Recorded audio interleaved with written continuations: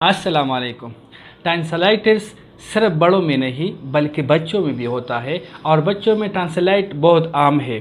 जब टॉन्सिल में इन्फेक्शन हो जाए तो फिर इसे टॉन्सिलाइटिस कहते हैं। तो दोस्तों, हमारे गले में राइट साइड और लेफ़्ट साइड पर दो बेज़वी शक्ल वाले गोश्त के टुकड़े होते हैं और इसका काम होता है कि ये हमारे जिस्म में मुख्तलिफ़ किस्म के बैक्टीरिया जो हमारे सेहत के लिए मुज़र है उसे रोकती है।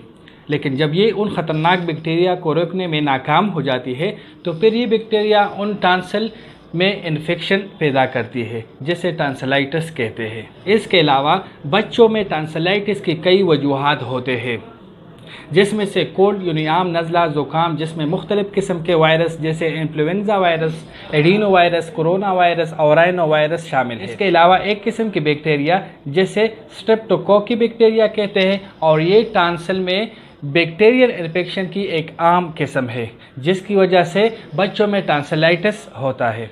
और ये बैक्टीरियल इन्फेक्शन उन वायरस यानी नज़ला ज़ुकाम के बाद इसमें पैदा होता है या जिस्म पर किसी इन्फेक्टेड एरिया से इनके टॉन्सिल तक पहुंच जाता है। इसके अलावा और भी मुख्तलिफ़ किस्म के बैक्टीरिया है जो टॉन्सिलाइटिस का वजह बन जाती है। इसके अलावा बच्चों में टॉन्सिलाइटिस के अलामात में से निगलने में दुश्वारी, यानी खाने पीने से इनकार, सांस की बदबू, तेज़ बुखार, सर्दी, सांस लेने में दुश्वारी और खांसी वगैरह शामिल है। अगर बच्चों में टॉन्सिलाइटिस के इलाज के बारे में बात करें तो अगर टॉन्सिल में इन्फेक्शन ज़्यादा ना हो तो ऐसे केसेस में ज़्यादातर इलाज की ज़रूरत नहीं होती। वो घर में मुनासिब ग़िज़ा और आराम से आहिस्ता आहिस्ता ठीक हो जाते हैं। ख़ास तौर पर वायरल टॉन्सिलाइटिस जो कुछ दिनों में ठीक हो जाते हैं।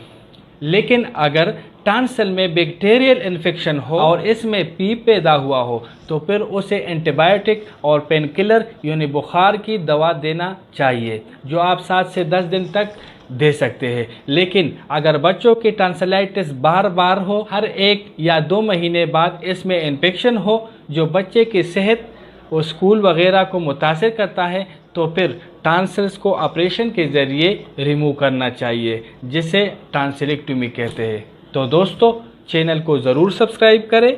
शुक्रिया। अल्लाह हाफ़िज़।